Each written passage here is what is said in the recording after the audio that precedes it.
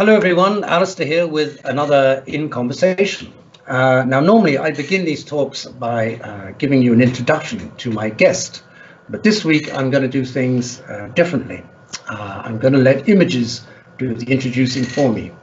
I'm going to show you the trailer for a remarkable film. It's called The Picture of His Life, and just have a look at this.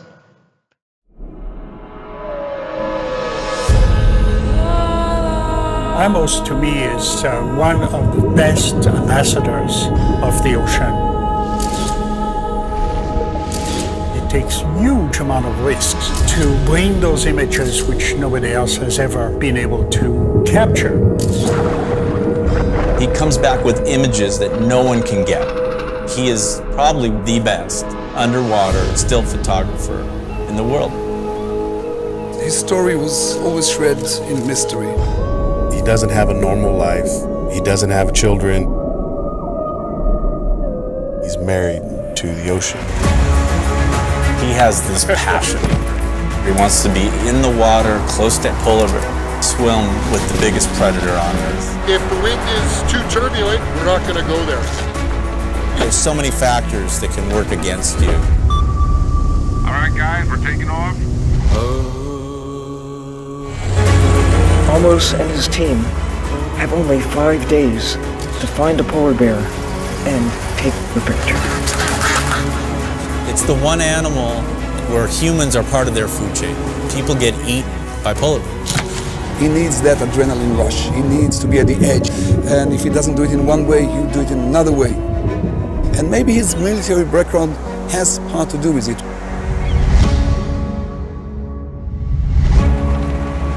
I wonder if there is some kind of unfinished business with the polar bear. Believing in yourself and go all the way for it, no matter what obstacle. And this is all the power of big. No.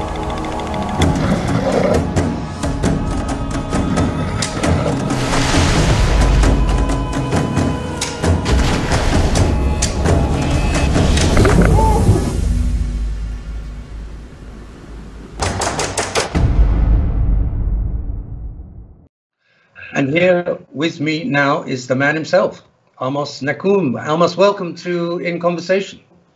Thank you very much, Alastair. Thank you very much, all of you, to give me the opportunity to share some of the messages from out there in the world, above water and underwater. Amos, that's a great trailer. It really does it really does its job of making you want to go and watch the film.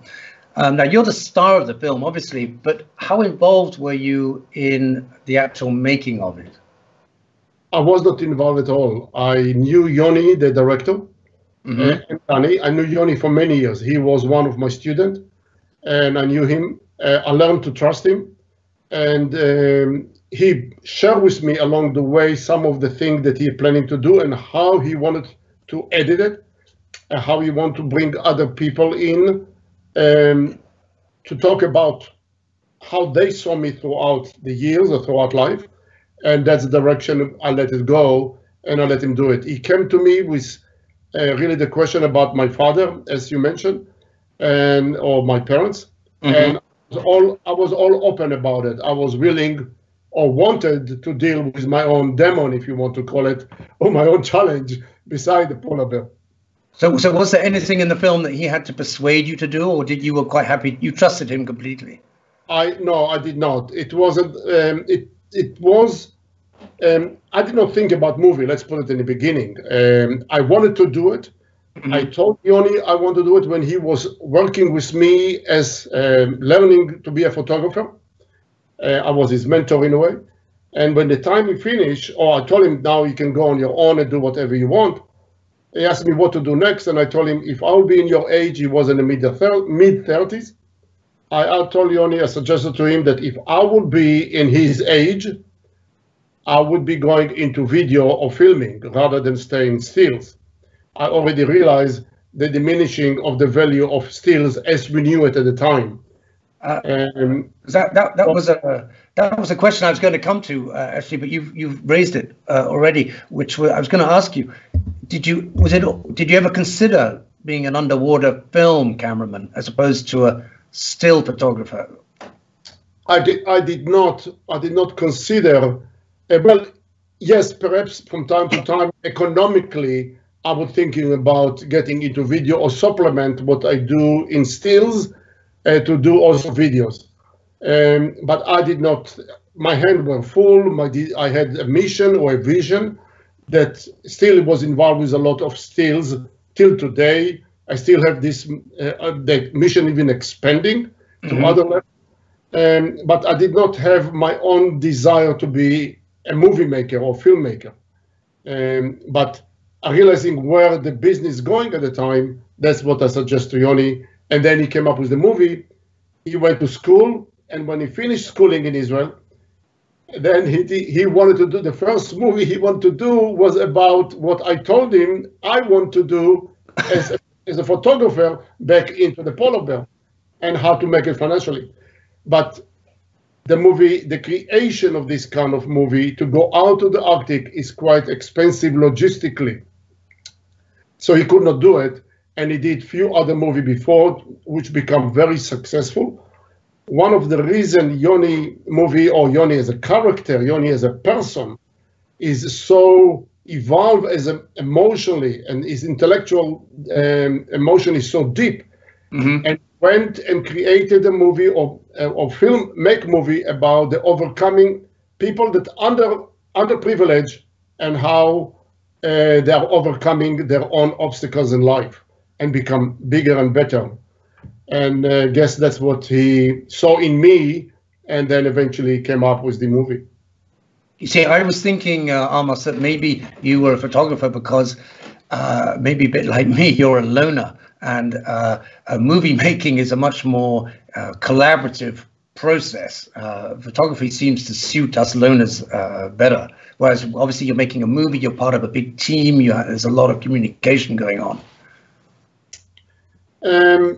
It may be there is some application here or some correlation. However, being a photographer as I am, working mostly in the wilderness in many different parts of the world, there is always a need to work with some other people or many people on the way.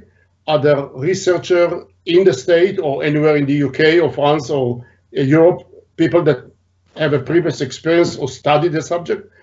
And then, of course, in the field, I cannot work alone. I always need others, a team to go with me to the field, local guides. You need a boat, a vessel. So you have a team on a boat, you have a dive master, you have an engineer, you have a skipper. You have to work with all of them. Unfortunately, or fortunately, whichever way you look at it, I don't work for any of the biggest companies like Netflix or BBC or Geographic.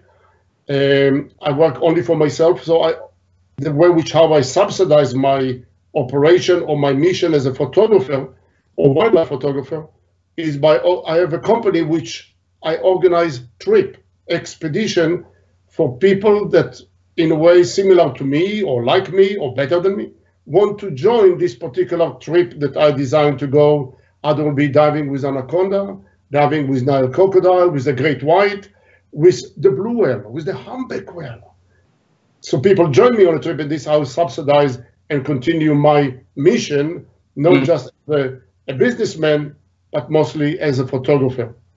I design each trip I design first. I go myself into the territory, learn about the territory, and find out what's good, what's bad, what's difficult, if it is fit to people to go or not, how safe or in danger it is.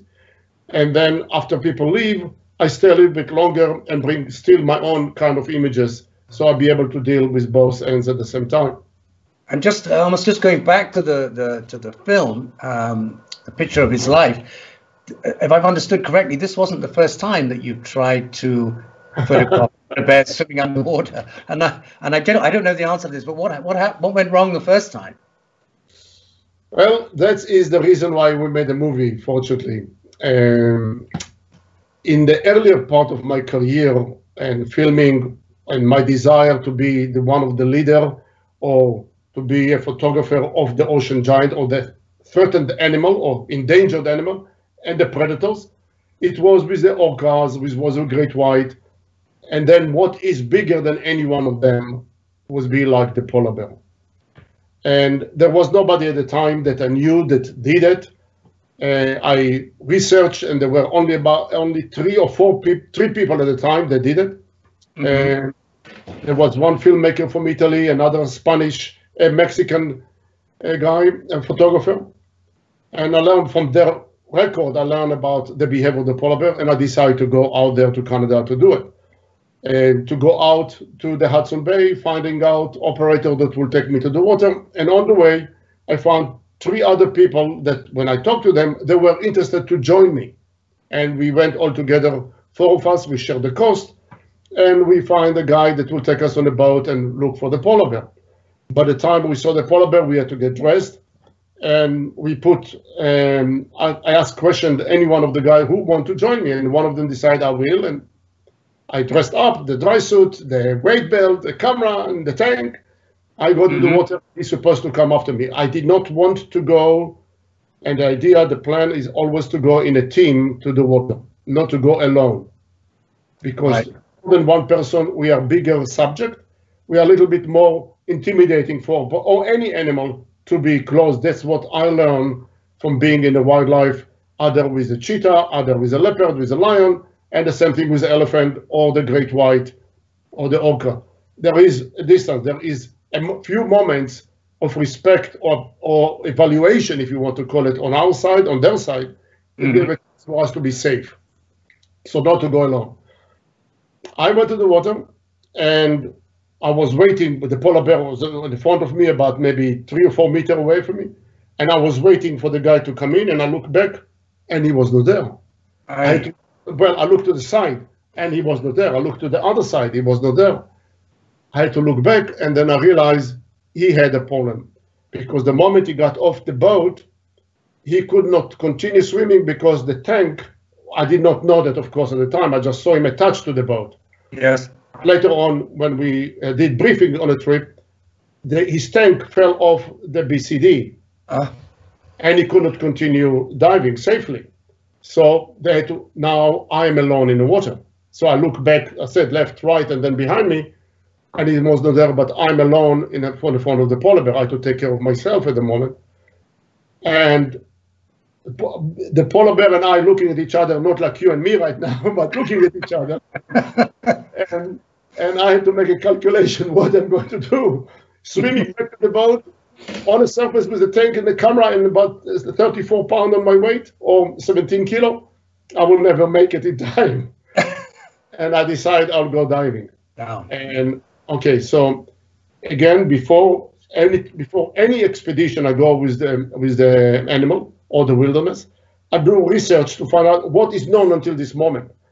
And what was clear from my reading and my research and my interview, that polar bear did not go more than 10 meters in case of this Italian filmmaker, 1959. He went to film the great white, the polar bear, and this Mexican diver.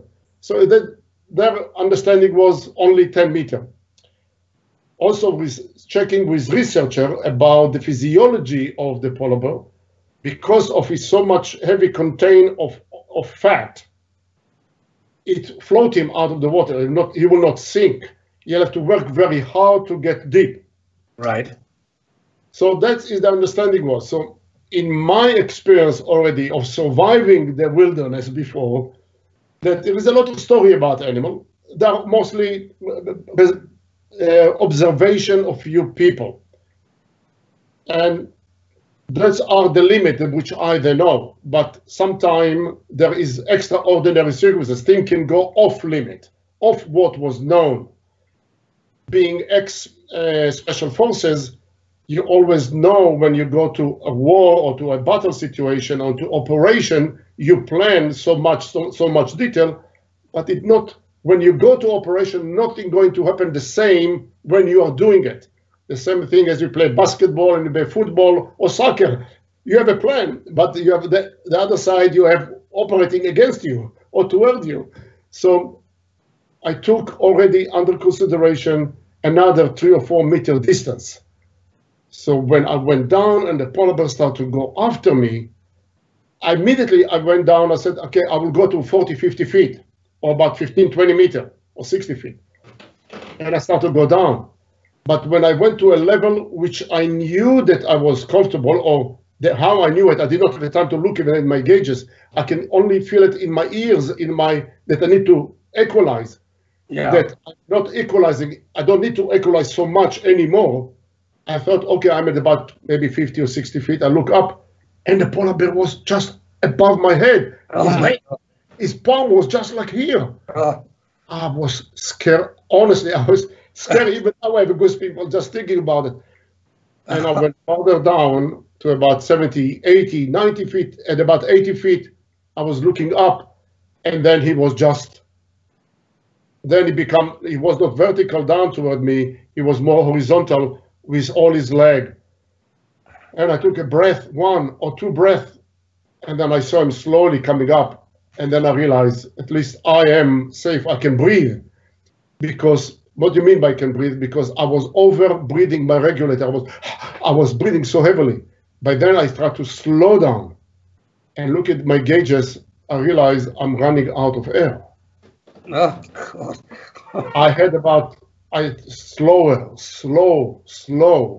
And about 5 or 7 minutes later, when I did not see him anymore, the polar bear went to the surface. I could not see him on the surface. I started to ascend, and by the time I got to 30 feet, I ran out of air. I took the last breath out of the regulator. It was very heavy too. When you breathe in a regulator on a tank when it's empty, it's very difficult, and I know I'm out of air. And then I had to do free ascent from 30 feet to the surface, which is not very difficult. But that is by the time I reached the surface, I look around. Well, the polar bear was not there, but neither the boat that's supposed to be my safety was not there. And that is another drama start there, but it's another story. Yeah, well, I've got goosebumps just listening to that story, Albert. Tell me, which came first? Was it love of diving or love of photography? Love of photography. Okay. I am not an expert diver. I'm not expert climber. I'm not expert in anything. I train myself. I exercise. I keep in shape. But it is the photography that driving me, that the excitement to bring something real, alive, back home. And then I probably, because of that, can do more than most people will do, even the expert in the field, because it's two different approach. For me, it is more visual, more cerebral and emotional rather than only physical. And then my physiques helped me to get there. And how did you first get into photography? Did you have a mentor, or did you just pick up a camera and think, this is for me? I just picked up a camera. Being at home in Israel at the time, my parents, especially my father, which I did not have a very easy relationship with, he was very dominating. Hardly ever complimenting or supporting. So I could not speak as a young boy. I could not speak at home. There was no room for me to talk or to share what my feeling, my thoughts, my concern, my fear as every child. Yeah. And I found a camera in his hidden in an upper alley at home. Yeah. And I found a camera that he used during World War II. And he had a beautiful picture he brought out from Europe at World War II. And I start using the camera. And when I show the picture, people start asking me questions and become very, I don't know if I or the picture become popular. It doesn't matter. So I start continuing that, and that is the first, and I realize that that's what I do very well.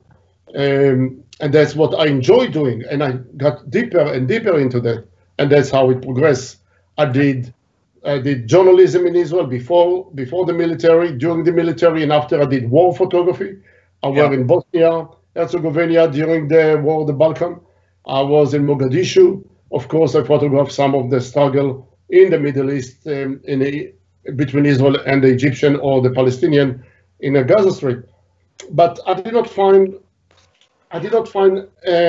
satisfaction from doing it. That was not something that enriched me.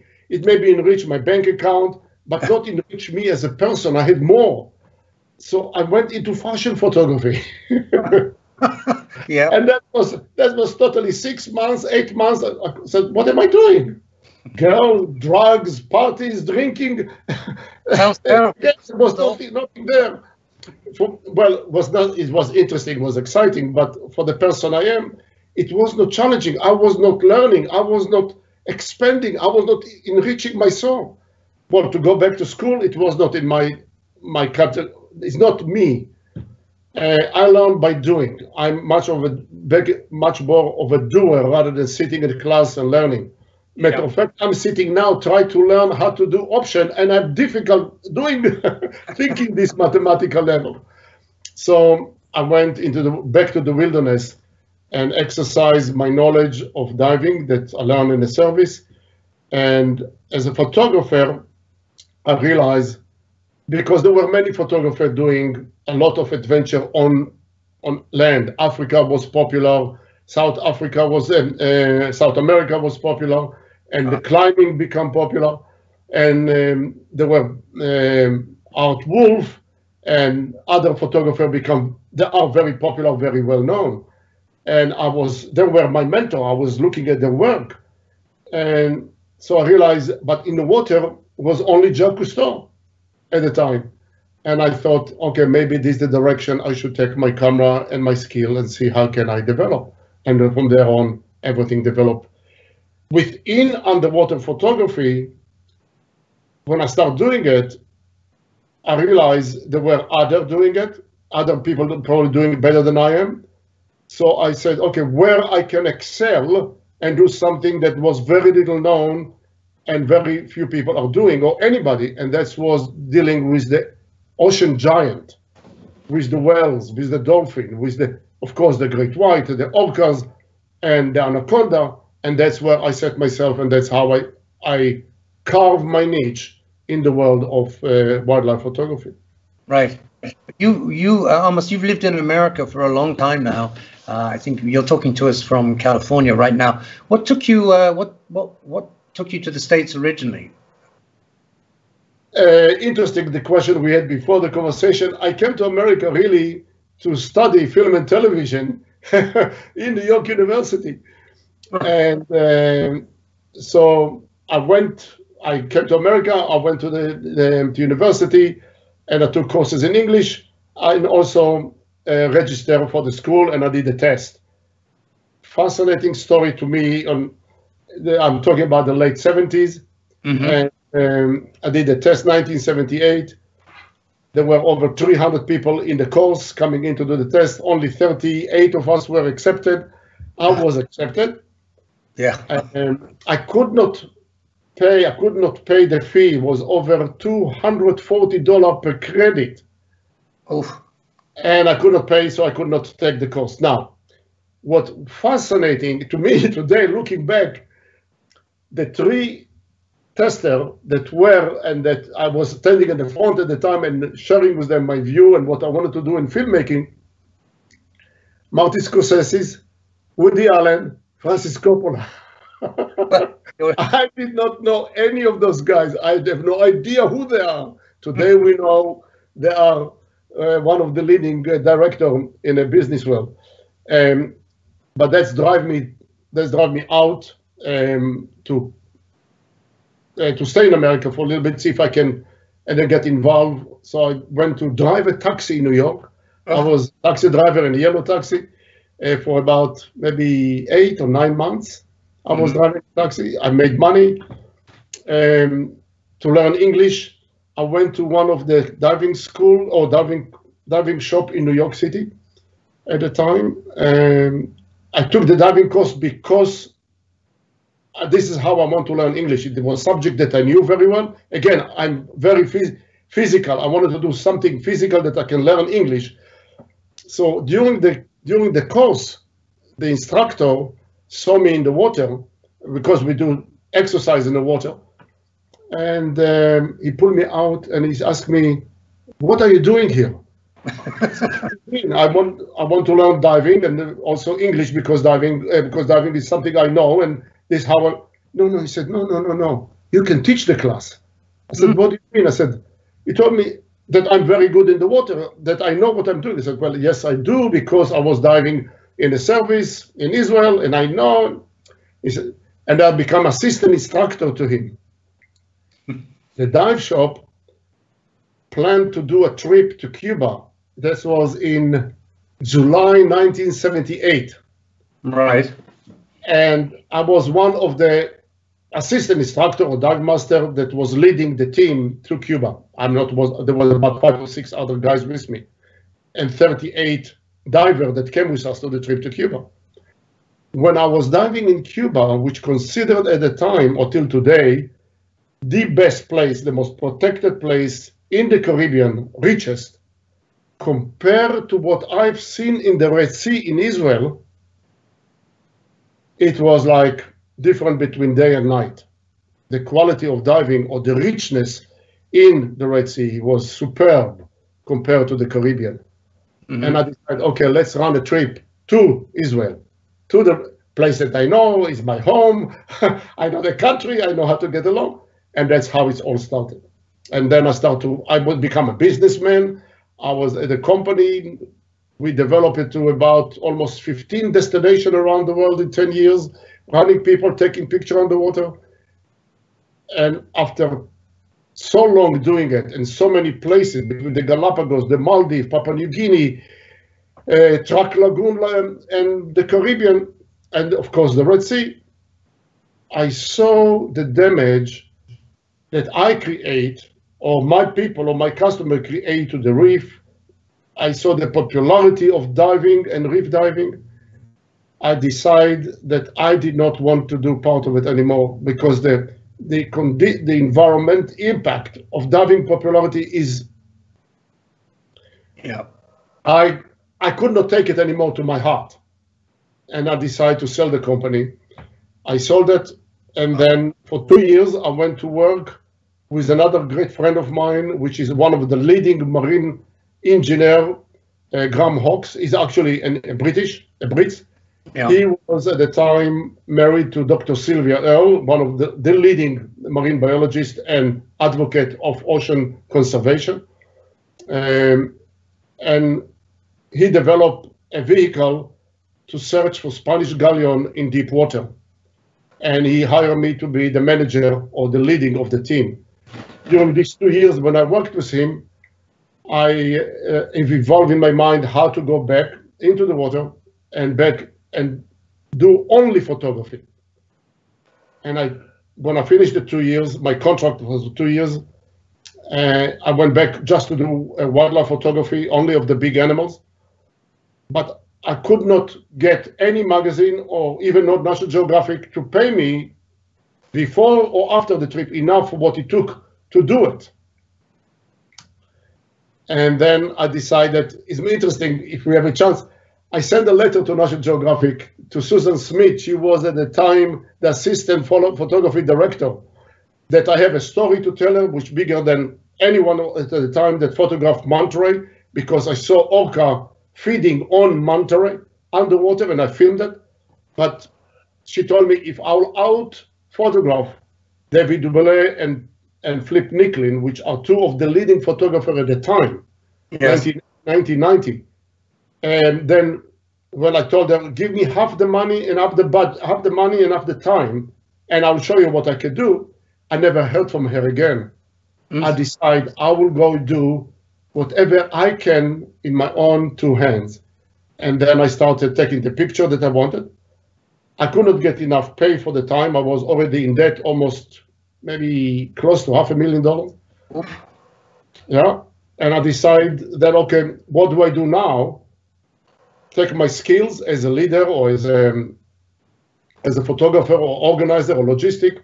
I put it all together. I start organizing a trip, expedition, different than before or anybody else at the time in the 90s. Nobody ran a trip only with 2 or 4 people, but was mainly to photograph the wildlife, the threatened, endangered, or predators, and understanding that if we too many people, more than 6, the animal run away.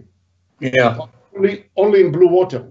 So we cannot destroy, we cannot hurt the reef. We cannot, our impact on the environment were very limited. And that's what I'm doing till today. So all of the trip, all the expedition are subsidized the photography. People get enriched by my experience or knowledge of how to encounter wildlife safely bring home stories. People write blogs, people put exhibition online, and then able to continue, and everybody benefit from that. And I can produce whatever I produce photographically, I share with researcher or conservation agency like Mission Blue and Seakeeper and of course Sea Shepherd. Yeah, okay. Amos, let's go wind the clock back a little bit here. You grew up in Israel. Your father fought in the Israeli War of Independence and suffered from PTSD, although I think at that time we didn't even have a name for it. It was, we called it shell shock or something like that. It certainly wasn't as well understood then as it is now. And you yourself fought in the Yom Kippur War in 1973 as a part of an elite special forces unit. We're going to show a clip now from that from the film, just to give an idea of what that time was like.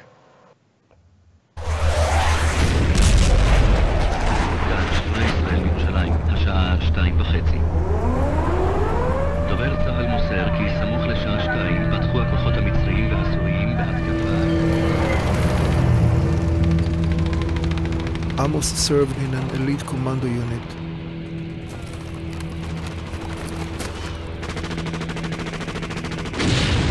He fought in some of the worst battles.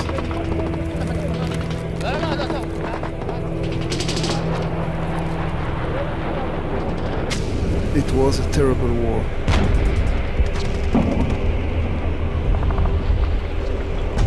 More than 20,000 young men were killed on both sides in less than 3 weeks. Many of us never spoke about it ever since.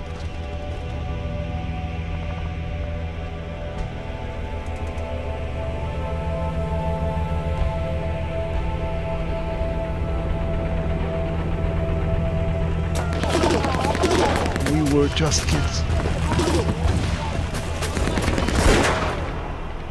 There is no way such experience will not leave scars in your soul.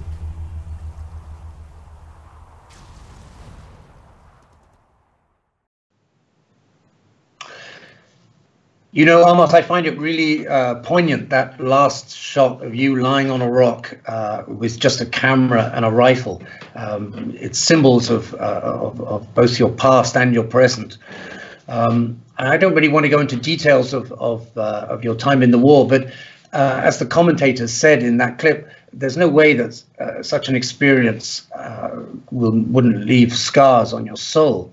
So I'd be really interested to know how you think that experience shaped you and your photography, which often involves putting yourself in potentially very dangerous situations.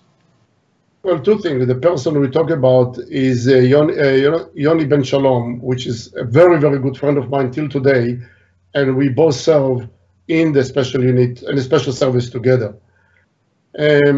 Yes, I have suffered, or still suffering from the PTSD.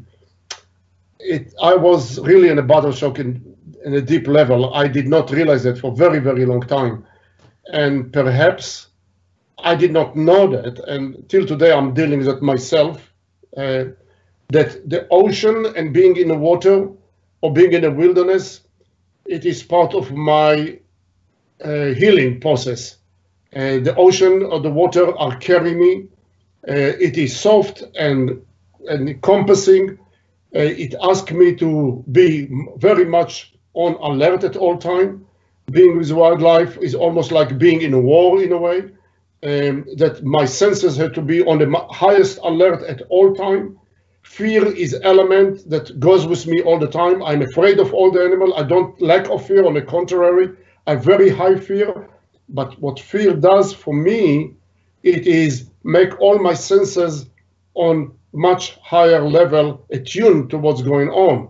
Either it is smell, either is hearing, either is seeing, either my hair, everything around me is in alert, and that is what perhaps how I dealt with the PTSD. I carry that with me all the time.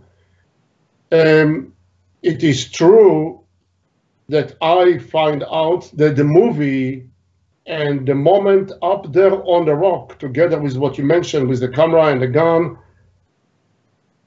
one of the first time that I was connected between the two almost 40 years later, or 42 years later, between 73 to 2015, 38 years later, that I connected between what happened to me and how it, I was so involved in doing what I find perhaps a refuge, a place of safety, a place where I feel most comfortable or attuned, and that's followed me since the war.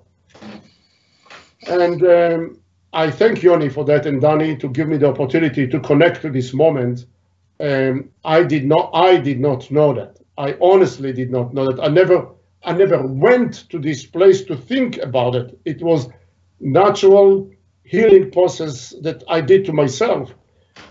Because I left Israel very soon, so I did not have a chance to be observed by experts in Israel. I just did my determination to stay alive was pulling me through and on a trip that I did around the world and then to America and continue on into the diving, into photography. But the continued internal struggle or internal desire to live life to the highest level I could. Yeah, that's great. Yeah, I mean, did you ever have conversations with your father about, because you had sort of pretty similar experiences and similar effects from those experiences in some ways. Do you have the kind of relationship where you could have a conversation about that, or not? Maybe you just didn't discuss it. No. Okay. Matter of fact, if I will take my life today compared to what my father went, perhaps he did the same thing until he died. He did not talk much about his own conflict with the war or his own PTSD and what he went through. He did not talk much about his emotion. Most of the time that I remember that I've been with him, that's part, I guess, of my difficulty that I had with him since I was very young. And that's why I removed myself from his influence earlier or later on in my life. And I think that's one of the things that really makes this film stand out. It's not just a film about a photographer trying to take a picture of a polar bear. It's about a lot more than that. It's about war. It's about a relationship with a father. And just talking of which, there is a scene in the film which where he tells you, your father tells you in a pretty unsparing way exactly what he thinks of you. Let's just have a look at that clip and we'll come back and talk about it.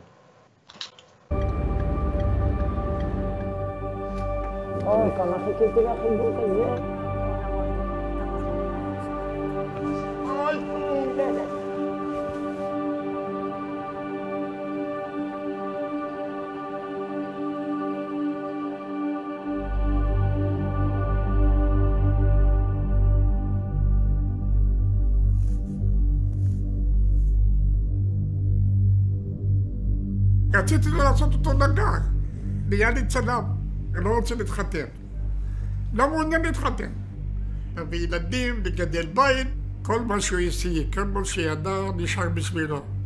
האדם שאין לו אחריות הוא אפס, האדם שלא נותן למישהו אחר, מה שיש בו קצת למישהו אחר, הוא גם אפס, כאילו לא עשה שום דבר ביום. הוא צחק מול הראי, אז הוא צחק על עצמו.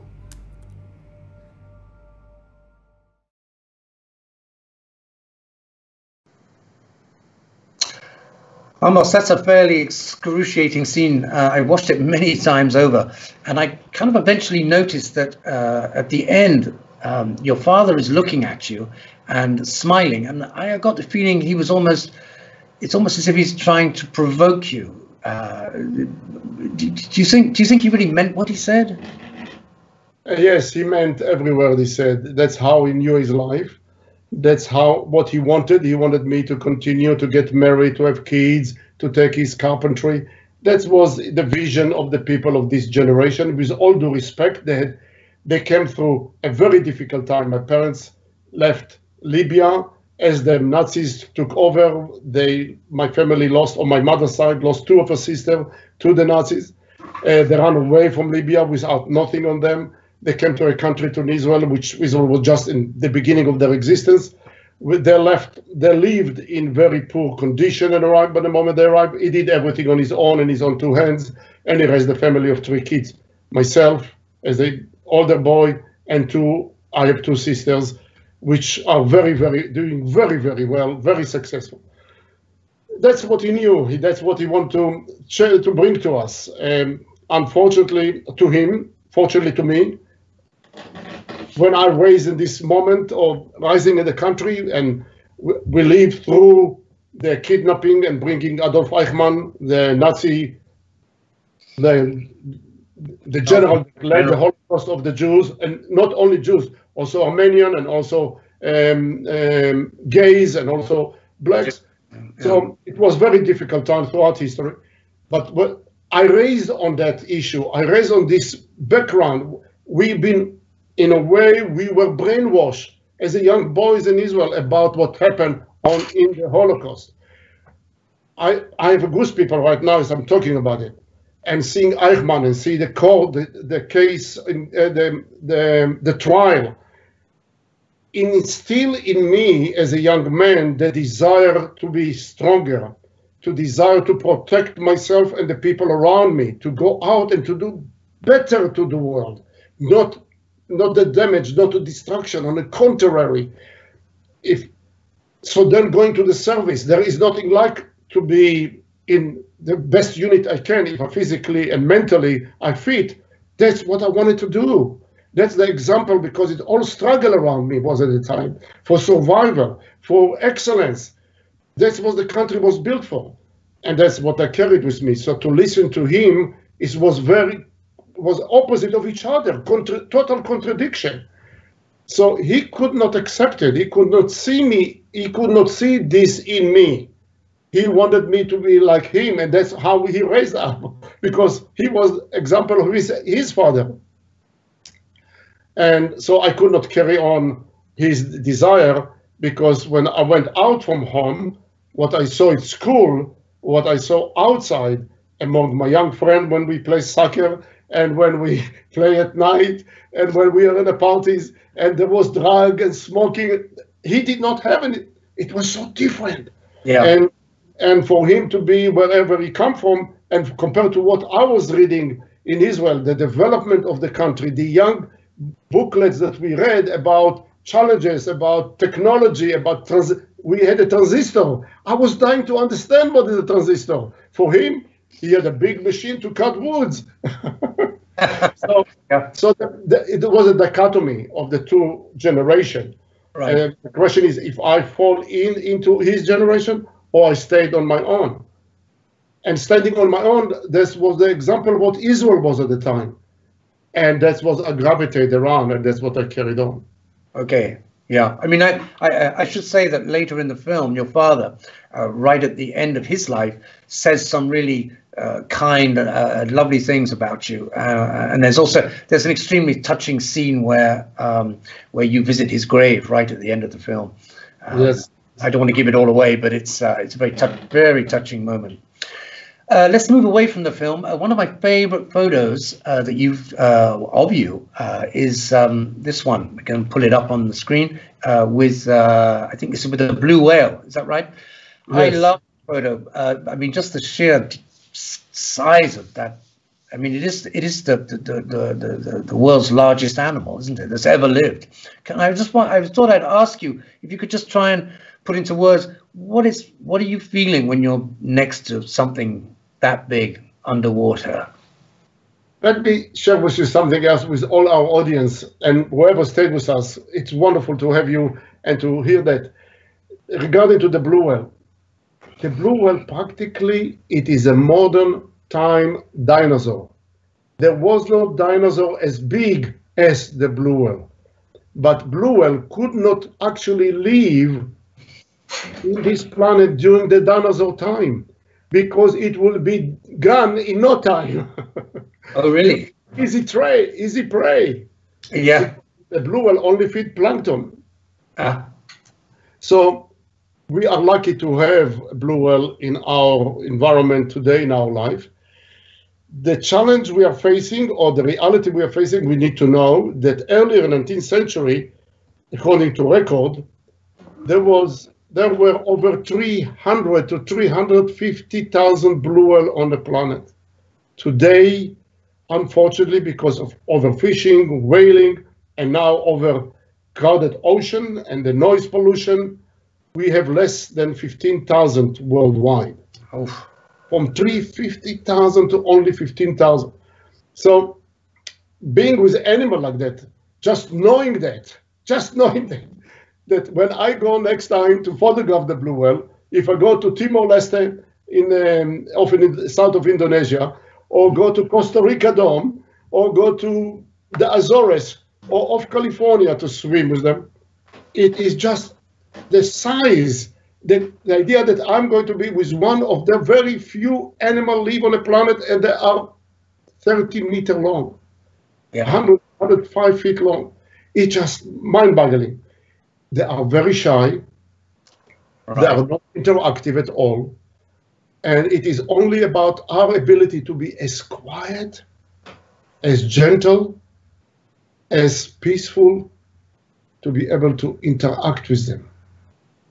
It is a lot of exercise of patience with the boat, and not to be aggressive and to be as quiet as possible, getting into them but with canoes or with kayaks, not with a boat with sound, because they are acoustic animal. They hear the sound, they run away. Right. It is just, and then to go in the water, no scuba tank, nothing, just mask, snorkel, and fin, and kicking. Just our physical ability that pulling us, and a desire to be close and look at this animal eye and connect with them, and to let them know we are here with you in peace and harmony. For me, and thank you for staying alive with us for so long, for that time, and sharing with us, who knows for how far we can have you with us. Yeah, you described it beautifully. Yeah. It's obvious, Amos, that the natural environment and how to conserve it are extremely important to you.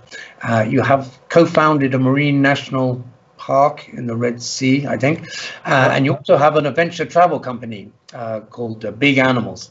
What does that involve? What is the travel company about? The company Big Animals Expedition, or the website biganimals.com, and all of the expedition I run or I lead is in order to be in time with the ocean giant. Either will be a humpback whale, blue whale, anaconda, Nile crocodile, of course the polar bear, great white, and orcas, anywhere in the world, from faraway places, either from the high Arctic with beluga, narwhal, and the polar bear, and all the way to Antarctica with the leopard seal, and anywhere in between. Those expeditions, I research them beforehand, before I take any people out, and then we take every year during a specific period of time, because those animals that we're going to see are not there all the time, they are moving. Each animal have a particular time of the year, a peak time, where we as people can interact with them. For example, if we go to Antarctica to be with the leopard seal, is only between the end of February to beginning of March. This is the window of opportunity to see the leopard seal and to see them feeding on the penguin. That's the purpose. It's all about the behavior of the animal, the life of the animal. To see the polar bear swimming, it is only during the month of August, is the time where most of the ice already frozen, melt, and the polar bear need to move from island to island till he goes together with the family. Or to see the polar bear on the ice where they're feeding on the ringed seal is only between March and April every year. So every animal have a peak time, and that's how I designed the expedition. 2, 4, or 6 people at the most, and people join me. I teach them or coach them. I don't teach them. People know how to take pictures. Everybody know how to take picture. Even if you pick up the phone, you click, you know how to take a picture.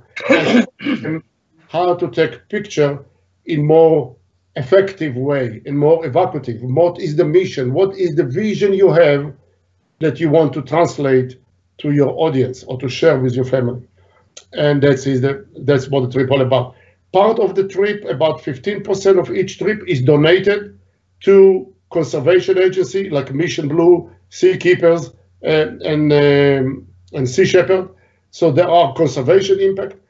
Most of the picture I create, or the story, or the research that I bring in, because every trip I take information about how many animals we have seen, where we have seen them, GPS counting, and I share it with some researcher.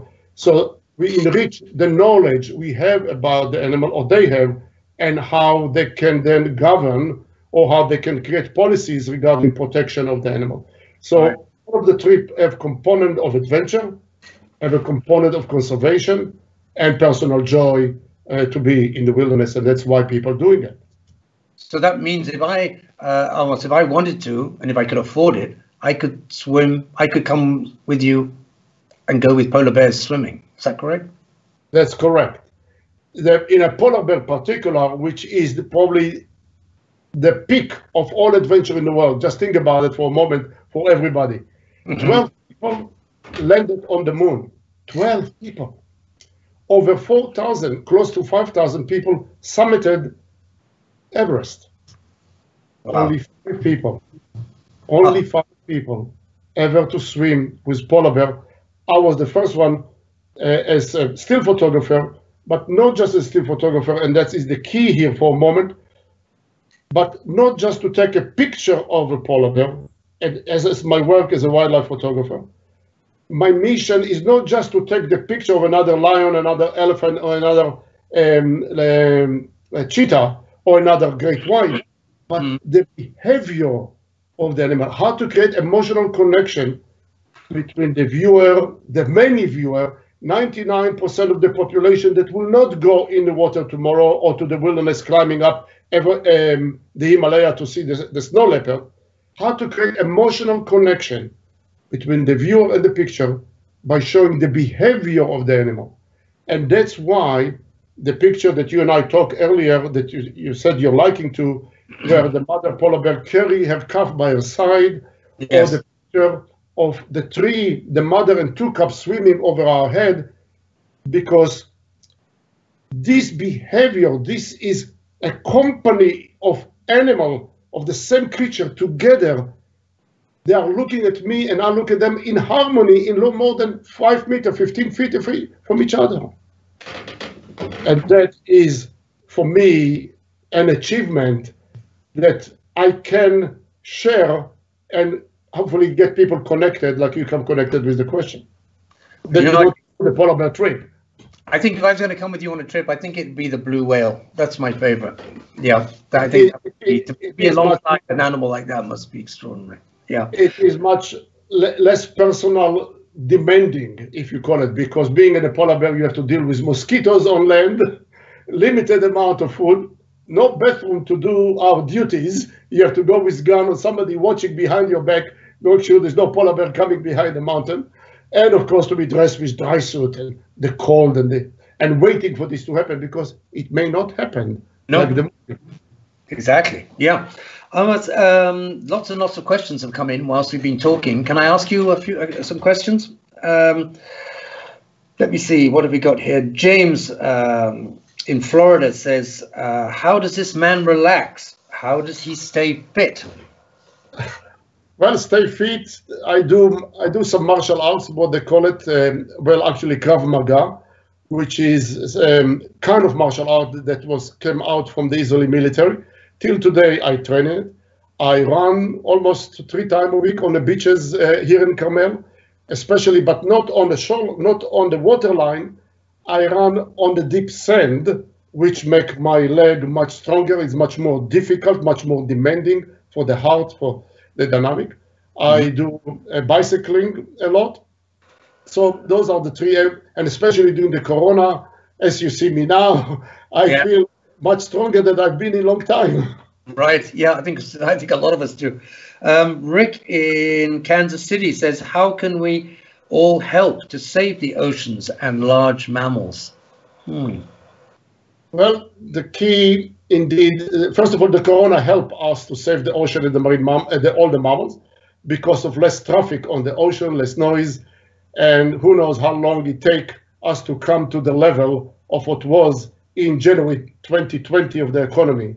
And the lower and the slower we will be in so much pollution, it helps the environment to get stronger and better. It is also a measure we take as a result of the corona, how many more electric cars we have, how we protect the environment and not throw garbage around and collecting, recycling. All those issues are very important. How businesses, because of the corona, may not use any more coal, but use other elements like gas rather than fuel or rather than fossil fuel for moving the turbine. All those issues, hopefully the corona help businessmen, big businessmen, to adapt to the new generation and understanding what we did here. Of course, as you know, also, if we travel, yes, I am travel and I'm affecting the environment because I use plane and cars to get to the airport to be burning fuel. But today's new jets don't need to carry 4 engines, what was before the Jumbo 747. Today, Boeing and Airbus created more efficient agent, and they use 30, 40, 50% less fuel to fly to get from one place to the next. So that's what we need to encourage. Where we're investing our money and time in companies which are more concerned or adapting themselves for the environment. The truth of the matter to most people, for those believer or non-believer in global warming, I have only one message to say, which may be 2 parts. One, the next 10 years will be the most important in the next 100 years for the survival of this planet or this society the way which we know it now. I did not say that. It is something I've taken from my mentor, from Dr. Sylvia Earle. The next issue is, I think my feeling is, and from what I've seen for the environment, the train left the station.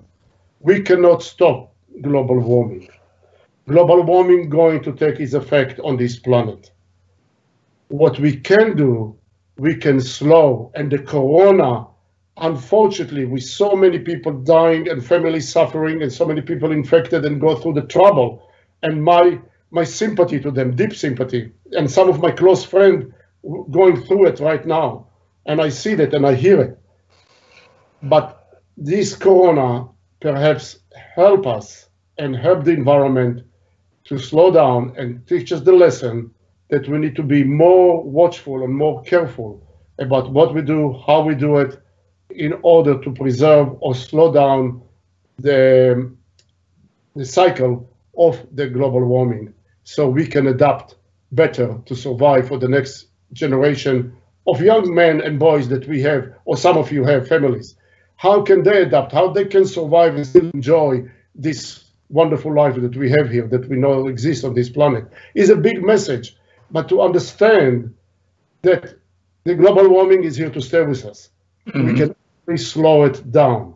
We don't need all this commercialism, all this consuming that we had till now in order to survive and to enjoy sunrise, sunset, ocean, travel, food, culture, music. We don't need cars, bigger cars, and who knows what. We don't need SUV traveling on the street of France, UK, and America. Is road, is all asphalt. Any car can drive it. We don't need a car that spend only 1 gallon for 20 miles. We can use much safer car that run on electric and do 100 miles on little bit. That is, use more internet, use more recycled material. That is the message that Corona brings, and what I can share with you. And thank you, Alastair, for the opportunity. No, I couldn't agree with you more. And I think you're absolutely right. And I think, like, I'm optimistic, because I think, like the animal world, human beings have a wonderful capacity to adapt. And I think we will adapt. The only problem is we don't have a lot of time to adapt. And that brings me on to another question, which is, how do you keep your nerve when taking photos of great white sharks? How do I keep your nerve when taking photos of great white sharks? Yeah. this is a misconception. This is totally misconception. It is one of the biggest war that I'm running against Discovery and all the rest of the television program about sharks. Guys, to take picture of great white, the way which how you used to see them is only because we aggravate them, only because we tease them, only because we make them crazy by putting blood and oil in the water, and when they come in close to the boat, we throw a piece of meat in the front of them, and by the time they come to take it, we take it away from them. It is aggravating the animal. I swim with a great white out of the cage with no protection. You don't need to.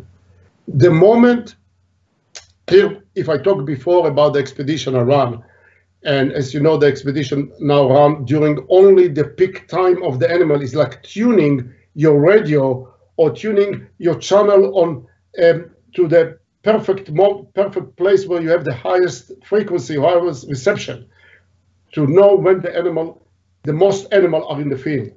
So all operator, for example, if we take Mexico, go there between July and November. But the peak time of the great white to be there is not July and November. Only for businesses, they go from July to November, they take the cages, they put bait in the water, they put charm, some shark attract and they come to the bait, and then you are happy. But that's very wrong. It is is nothing about conservation in this matter whatsoever, not about education, no conservation, no protection, nothing. It is totally provocation of the animal. When I used to go in October or November, which is the peak time for the great white to come to Guadalupe to feed on the elephant seals, there are many more great white out there. And only then around the tree.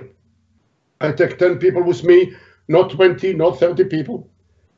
And we don't put bait at chum in the water. We just put the cage in the water to about 10 meters. It's attached to the boat with a crane, with 2 line or 3 line, metal line, so they will not break. Because of the sound of the cage in the water, and we people inside the cage with a tank, and we bang against just the sound of the cage, just the motion of the cage attract the shark in. So some of the sharks that are at shore about to feed or to patrol, waiting for the opportunity to feed on an elephant seal, they come to search, what is this? What are you doing there? What is this sound come from? They are the policemen of the ocean. Then I go out with the cage, I take 1 person with me, and I take also 1 more person, which is my safety diver.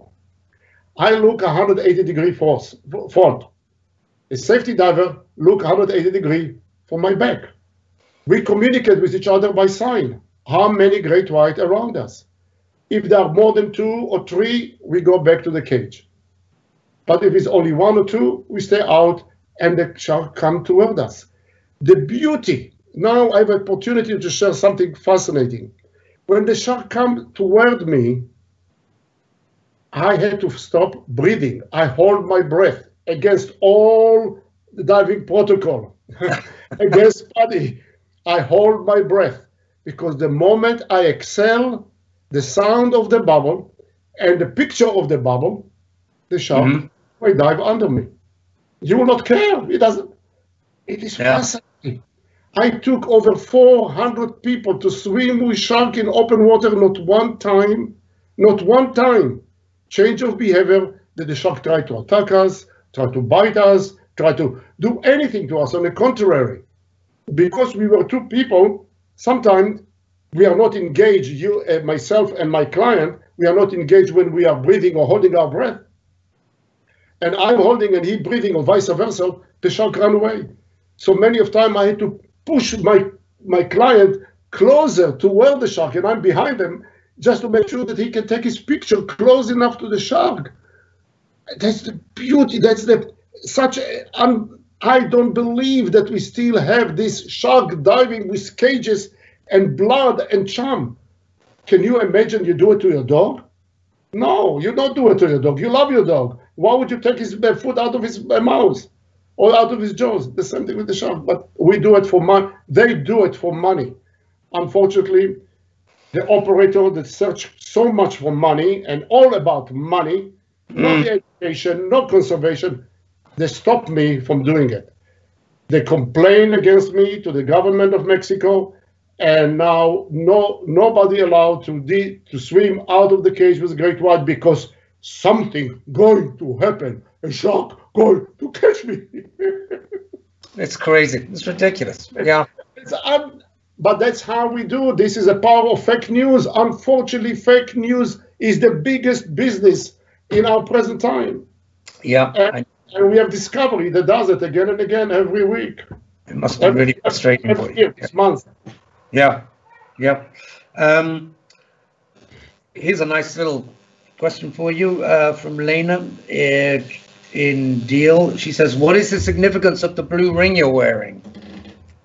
The blue ring is a work of a great friend of mine, young lady by the name Alexandra Rose. She's in Chicago. Yeah. And she support and working very close with Dr. Sylvia Earle and especially with her conservation agency called Mission Blue. It is a fundraising operation, indication that I'm married to the ocean.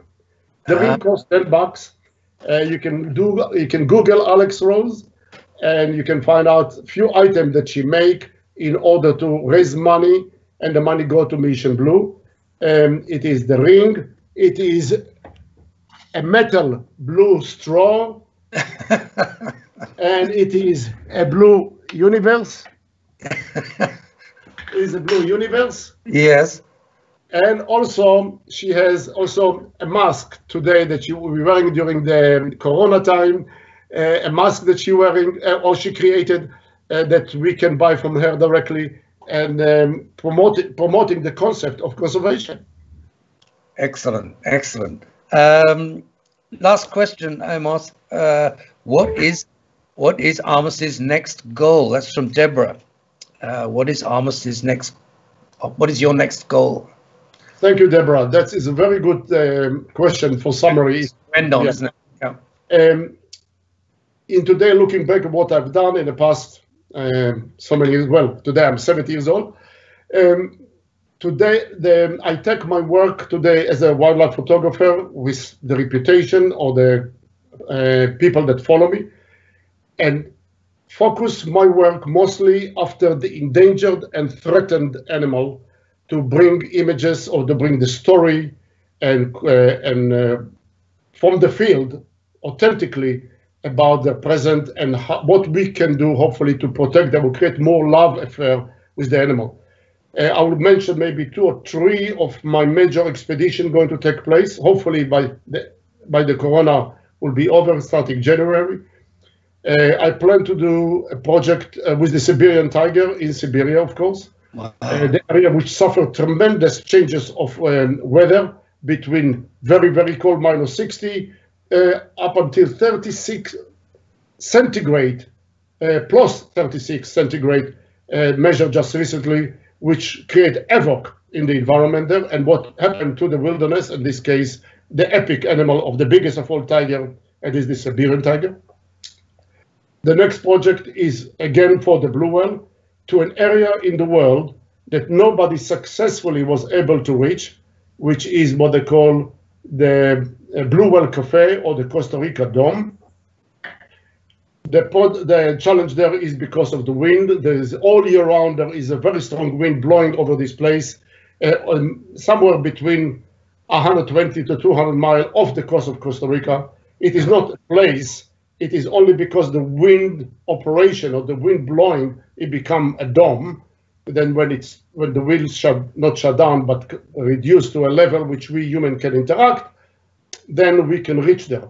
And that is the place where a lot of plankton come from the deep water, reach cold water to the surface because of the wind and the current. Then also the biggest or the most of the ocean giant between blue whale, sei whale, fin whale, congregate there to feed. And that's what I want to document to show that this place, to highlight it in the world. And the third one, which is probably the most sensitive animal in the world that suffer almost on a level of extinction, which is something that hardly anybody heard about, and it is the clouded leopard.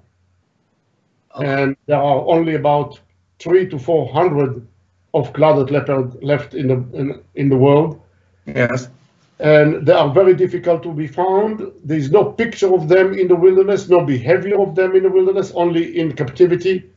I'm going to attempt in 1 month project together with few organizations, one of them Worldwide Fund, another, to go there with their researcher or their local operator or local guide to go to this location in the world, which I'm not going to right now to share because of the sensitivity of the issue, and find out and be able to bring the story, authenticate, and create maybe some trap camera, leave them there for future and catching up, or bring whatever I can with my camera and a trap camera for purpose of continuing information from the wilderness. Oh, wonderful. Some great projects. Good luck with those, Amos. I'm going to say one, this is not a question, but this is William sent this in. He says, this gentleman is wonderful. Great stories from his life. Mr. Nachoum makes you feel like you're right there living his life in real time. I could listen to Mr. Nachoum all day. There you go. Make you feel good. Well, thanks, friends. Amos, I just, we're out of time, but it's been a real privilege talking to you. Thank you so much for joining me and sharing your stories with us. It's been a real privilege. Maybe one day we can persuade you to come on board the new Viking expedition ship and sail with us. Would you like that? Thank you, Alastair. Yes, I've talked earlier with some of your leader of the company.